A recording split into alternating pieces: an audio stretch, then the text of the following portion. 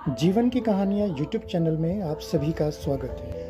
आज की कहानी हमें एक अनमोल सीख देने वाली है। यदि आप मेरे चैनल पर नए हैं तो चैनल को अभी सब्सक्राइब जरूर करें, क्योंकि इस चैनल पर आपको मोटिवेशनल और इमोशनल कहानियों के साथ सुविचार समय समय पर सुनने को मिलेंगे। तो चलिए, जीवन की कहानियाँ इस यूट्यूब चैनल का मुख्य उद्देश्य हमारे जीवन में घटने वाली सभी छोटी या बड़ी किसी भी प्रकार की घटनाओं के लिए या उनके प्रति एक सकारात्मक दृष्टिकोण, आत्मविश्वास और प्रेरणा का निर्माण कर उन पर विजय पाना है। पुराने समय की बात है।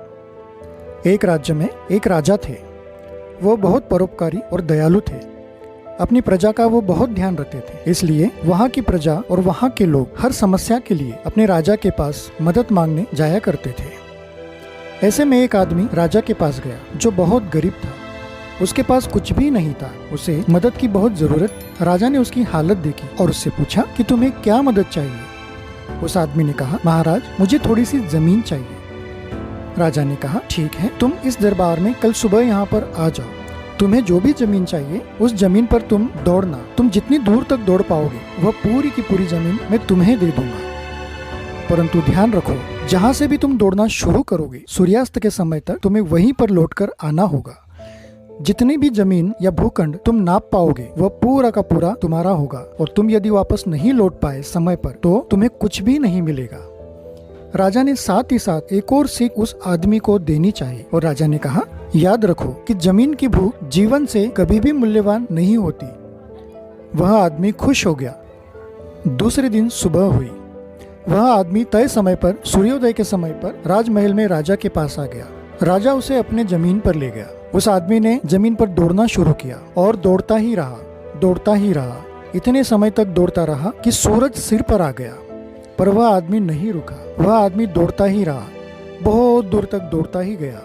वह हाँफ रहा था, थक रहा था, लेकिन उसने रुकना नहीं छोड़ा। वह हमेशा यही सोचता था कि थोड़ा और मैं आगे दौड़ लेता हूँ, थोड़ा और मैं आगे दौड़ लेता हूँ। बस एक बार की मेहनत है, फिर पूरी जिंदगी मुझे आराम करना है। ऐसे में समय बीतता गया, शाम होने लगी, परंतु उस आदमी को यह एहसास नहीं हुआ कि सूरज भी ढलने वाला है। अचानक से उस आदमी को याद आया कि मुझे लौटना भी तो है, और यदि मैं समय पर नहीं लौट पाया तो मुझे कुछ भी जमीन राजा की ओर से नहीं मिल पाएगी। उसने पलट कर देखा तो वह काफी दूर चला आया था। अब उसे लौटना आवश्यक था, पर कैसे लौटता? सूरज पश्चिम की ओर मुड़ चुका था।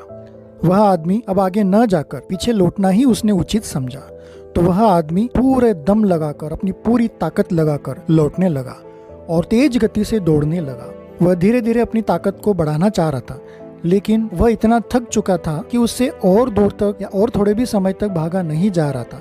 पर जमीन न मिलने के डर से वह अपनी पूरी ताकत से और दौड़ने लगा। नतीजा यह हुआ कि वह बहुत जल्दी ही थक गया। उसकी सांसें उखड़ने लगी। अब उसे चक्कर भी आने लगे, क्योंकि वह सुबह से एक टक पे दौड़ रहा था, दौड़ते ही जा रहा था। उसने न कुछ खाया था, न पिया था, यहाँ तक कि उसने रास्ते में कहीं आराम भी नहीं किया था। तो वह पूरी गति से अपने आप को दौड़ा रहा। अचानक दौड़ते दौड़ते वह थक कर गिर गया और उसके प्राण वहीं निकल गए। राजा दूर खड़ा होकर यह सब देख रहा था।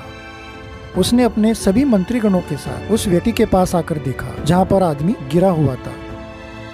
राजा ने कहा कि इस आदमी को सिर्फ 2 गज जमीन की जरूरत, मगर यह अपने लालच के कारण नाहक ही इतना दौड़ रहा। इस आदमी को समय रहते लौटना था, पर यह लौट नहीं पाया। वो लौट गया वहां जहां से कोई लौट कर नहीं आता, और ना ही लौटकर किसी ने किसी को कुछ बताया है।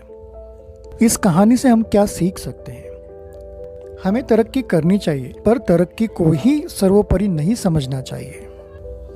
इस कहानी को सुनकर आज हम अपने आप से कुछ सवाल पूछते हैं। मैं अपने जीवन की दौड़ में सम्मिलित हुआ था, आज तक कहाँ पहुँचा हूँ?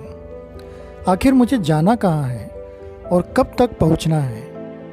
इसी तरह दौड़ता रहा तो कहाँ और कब तक पहुँच पाऊंगा? मैं खुद को राजा समझूं या वह बदनसीब आदमी? राजा के पास संपत्ति और जमीन की कमी नहीं थी। वह समर्थ और सक्षम होकर भी कभी जरूरत से ज्यादा अपने राज्य को फैलाने में नहीं लगा। उस गरीब आदमी ने थोड़ी सी जमीन के बदले जरूरत से ज्यादा पाने की चाह में इस कदर आगे बढ़ गया कि वह लौट कर वापस आ भी न सका। इस संपूर्ण कहानी में जमीन केवल एक शब्द नहीं, इसके कई अलग अलग अर्थ निकाले जा सकते हैं।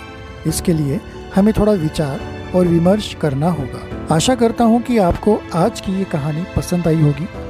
यदि आपको मेरी कहानी पसंद आई है तो इसे लाइक करें, मेरे YouTube चैनल को सब्सक्राइब कर बेल आइकन बटन को ज़रूर दबाएं।